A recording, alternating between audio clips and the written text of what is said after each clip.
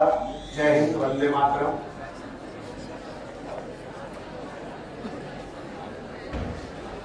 सुधांशु जी ने जिस प्रकार से आपके आगे बात रखी, उसी बात का विस्तार करते हुए मैं आपको बताना चाहूंगा कि तलवारें बहुत है बांटने के लिए, काटने के लिए, हथौड़े बहुत है तोड़ने के लिए, फोड़ने के लिए, असला बारूद भी बहुत है सुपुर्द खाक करने के लिए।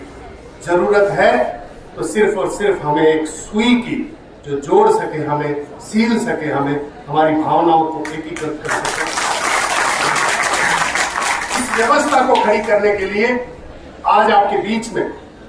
सुदूर एक लंबी दूरी तय करके आपके बीच में हम आए और पिछले 13 दिन से, और 13 दिन ही नहीं, पिछले 2 महीने से जो व्यक्ति आपके बीच में इस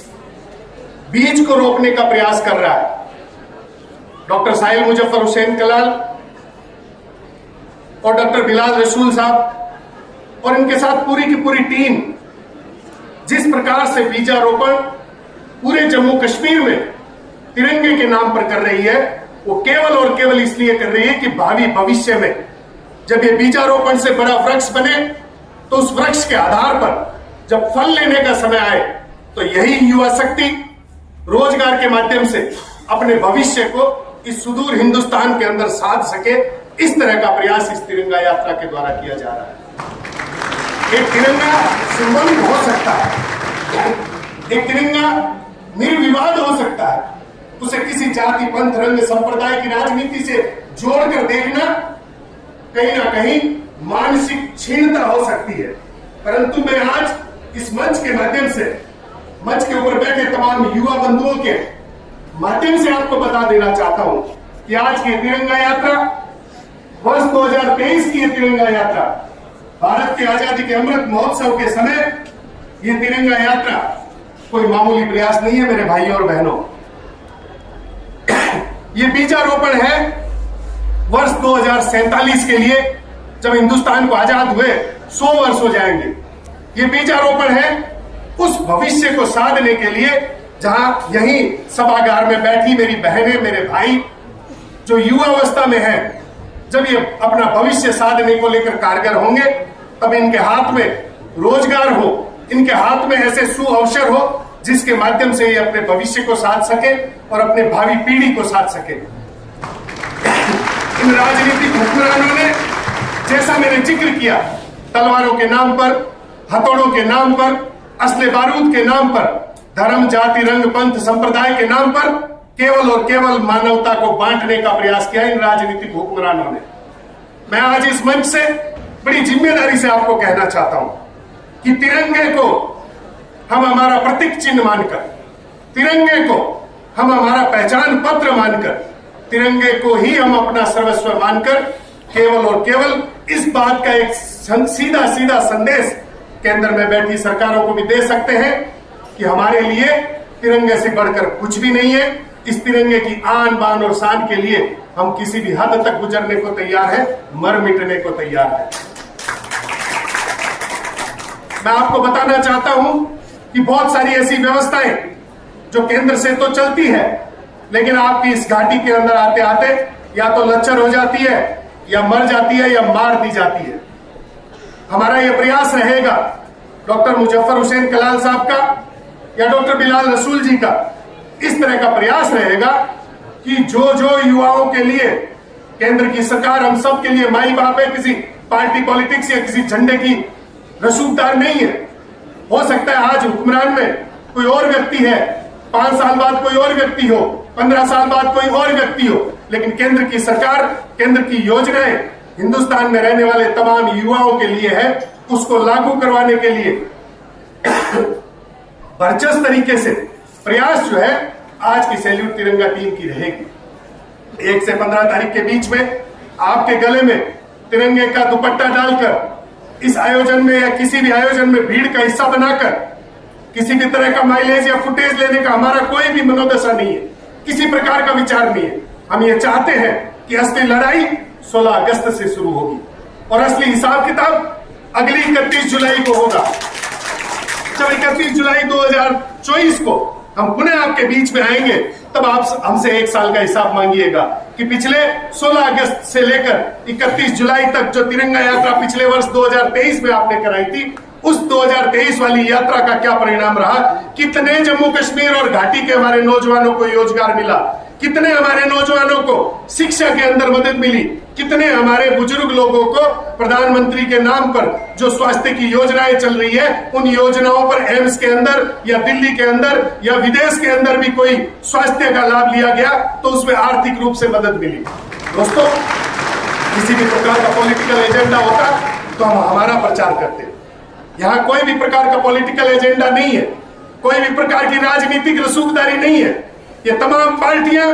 मैं भरे मंचों से कहता हूं, ये तमाम पार्टियां, ये तमाम राजनेता जो प्रधानमंत्री और जो केंद्रीय मंत्री हैं, उनका कर्तव्य बनता है कि हम सबकी हिस्सेदारी के अनुरूप कार्य करें। लेकिन ये तमाम राजनीतिक दल, तमाम ये पार्टी के लोग, इनको हम हमारी जेब में रखते हैं। हमें किसी से कोई लेना देना नहीं है, हमें इस तिरंगे से लेना देना है, इस तिरंगे की व्यवस्था से लेना देना है, इस तिरंगे की अस्मिता को कहीं झुकने नहीं देना है। मेरा मन करता है, मैंने कल भी हमने बात की डॉक्टर बिलाल रसूल जी से, डॉक्टर साहिल मुजफ्फर हुसैन कलाल जी से, और उस बात को हम इंप्लीमेंट करेंगे। आप हमसे जुड़े रहिएगा, इन 2 युवा बंधुओं से जुड़े रहिएगा। मैं आपको आश्वस्त कर देना चाहता हूं कि मैं फिर कह देना चाहता हूं कि असली लड़ाई 16 अगस्त के बाद शुरू होगी, और उस 16 अगस्त के बाद में आपके डेटा के आधार पर पूरे हिंदुस्तान में कहीं भी किसी भी बच्चे को शिक्षा को लेकर, कोई भी योजनाओं को लेकर आप तक कोई जानकारी नहीं पहुंचती है, किसी भी योजनाओं से आप जुड़ना चाहते हो, लेकिन आपका दिल्ली, गुजरात, महाराष्ट्र, पंजाब, हरियाणा, पता नहीं किस किस प्रदेश के अंदर आपका कोई जानकार नहीं है, आप तो बस इतना कहिएगा कि सैल्यूट तिरंगा की यात्रा में, सैल्यूट तिरंगा के आयोजन में हम सहभागी थे। आप हमारे बहन और भाई हैं, आपकी सेवा, आपकी मदद के लिए हम हमारे पलक पावड़े बिछा देंगे। किसी भी प्रकार की मदद रहेगी उसमें कहीं भी पीछे नहीं हटेंगे। इस तरह का वादा आपका भाई यहां से करके जा रहा है। देश के अंदर 3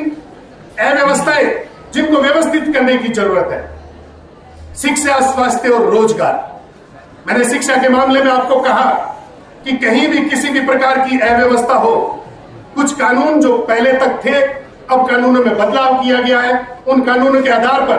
हिंदुस्तान के अंदर अलग अलग यूनिवर्सिटियों ने अलग अलग अपने नियम, कायदे, कानून लगा रखे हैं। उन सब कायदे कानून में भी रियायत करवाने का कार्य हम करेंगे, आपके भाई करेंगे, आपके माध्यम से करेंगे, और आपको शिक्षा के अंदर पूर्ण रूप से सहयोग मिले, इस तरह का विश्वास इस मंच से दिलाकर जाना चाहता हूं। इसके अलावा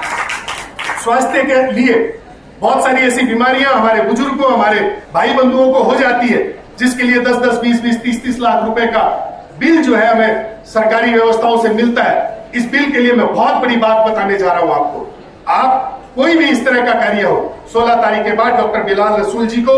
और साहिल मुजफ्फर हुसैन कलाल जी को इनको दीजिए। हम पूर्ण रूप से आपका सहयोग करके और आपका मदद करवाने की कोशिश करेंगे कि प्रधानमंत्री से लेकर आप जिनके नाम से उंगली काली करवा के केंद्र में भेजते हो, दिल्ली में भेजते हो, सांसद बना के भेजते हो, उनको पूछे, उनको कहें कि आप आपके क्षेत्र के व्यक्ति हैं, इनको हक और अधिकार मिलना चाहिए, इनका बिल पास करवाइए, इनको सहयोग करिए। तो स्वास्थ्य के रूप में भी हम आपके साथ कंधे से कंधा मिलाकर खड़े रहेंगे, इस तरह का वादा करके आपको इसके अलावा मैं एक और वादे के साथ मैं इस मेरी वाणी को विराम दूंगा। एक बात का और वादा आपको करके देना चाहता हूं। आप सबका सहयोग मिला, आप सब साथ रहे, तो मैं वो सुगम दिन देखना चाहता हूं कि 16 अगस्त के बाद डॉक्टर साहिल मुजफ्फर हुसैन कलाल और डॉक्टर बिलाल रसूल जी का हमारे पास फोन आए, हमें जानकारी दे कि हमारे पास हजारों युवा और युवतियां, हमारी बहन बेटियां, भाइयों के हमारे पास एप्लीकेशन आ रहे हैं, उनको रोजगार का माध्यम उपलब्ध कराया जाए। मुझे उस दिन खुशी होगी, उस दिन प्रसन्नता होगी जब यही श्रीनगर के अंदर, यही जम्मू कश्मीर की घाटी के अंदर हम पूरे हिंदुस्तान ही नहीं पूरे विश्व की कंपनियों को यहाँ लाकर रोजगार का जॉब फेयर यहाँ पर करवाएं। उस दिन हमें खुशी होगी। जम्मू कश्मीर के लोग,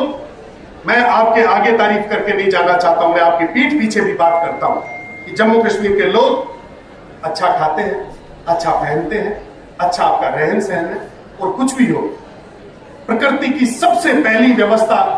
अगर कोई सबसे पहले ग्रहण करता है तो वो कश्मीरी है। तमाम प्रकृति के संसाधनों को सबसे पहले ग्रहण करने वाला व्यक्ति कश्मीरी है। तो उस कश्मीरी का दिल, दिमाग और मानसिक जो विकास है वो 7वें आसमान पर होगा। बस जरूरत है तो उसे उचित मंच उपलब्ध कराने की जरूरत है, और उस मंच को उपलब्ध करवाने के कार्य हम सब आपके भाई करेंगे, निश्चित रूप से प्रयास करेंगे। पूरा प्रयास रहेगा कि हम सब आपको मुख्य धारा में जोड़ सकें। मैं आपको बताना चाहता हूं कि पिछले 15 दिनों से जो ये मंच पे बैठे हैं, मैं और सुधांशु जी तो दिल्ली से आए हैं, हमें ज्यादा जोर नहीं आया, इसलिए हमारी आवाज में भी जोश है। लेकिन ये दो व्यक्ति जो मेरे दाएं और बाएं बैठे, अथक प्रयासों से 3 वक्त का भोजन दिन में होता है, एक एक वक्त में भोजन करके और पूरी सुदूर घाटियों में इन्होंने पहुंचने का प्रयास किया है। मैं मीडिया के माध्यम से, इस वीडियो के माध्यम से बताना चाहता हूं कि कहीं समय के अभाववश अगर ये नहीं पहुंच पाए हैं तो भी आप इस तिरंगा यात्रा में सहभागी होइएगा। 16 अगस्त के बाद भी हमारी लड़ाई रुकेगी नहीं। आपको social media, YouTube, Instagram, Twitter पे हम लोग मिलेंगे।